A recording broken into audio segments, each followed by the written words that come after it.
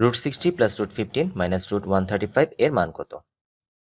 তো এই টাইপের অঙ্কগুলোকে ক্যালকুলেশন করার জন্য আমাদের প্রথমেই এই রুটের ভিতরের সংখ্যাগুলোকে একটু ভেঙে সিম্পলিফাই করে নিতে হয়। এখন এখানে 60কে আমি অনেকভাবেই বলতে পারি। 6-এর সাথে 10 গুণ করে 60 বলা যায়, 30-এর সাথে 2 গুণ করেও 60 বলা যায়। তবে আমরা 60কে এমনভাবে ভাঙার চেষ্টা করব যেন ভেতরে একটি পূর্ণবর্গ সংখ্যা আসে। যেমন 60কে ভেঙে আমি বলতে পারি 4 15 60। এখানে 4 হচ্ছে একটি পূর্ণবর্গ সংখ্যা, তাই এটিকে এখন লিখব √4 × 15। 15কে ভেঙে এমন কোনো পূর্ণবর্গ সংখ্যা পাওয়া যায় না, তো আমি এটিকে এভাবে রেখে দেব। 135কে ভেঙে বলা যায় 9 × 15। এখানে রুট যখন 4 এর উপর অপারেট করবে তখন সেটিকে বানিয়ে ফেলবে 2, বাকি থাকবে √15। এখানে ছিল √15। এখানে রুট যখন 9 এর উপর অপারেট করবে তখন সেটি হয়ে যাবে 3 √15।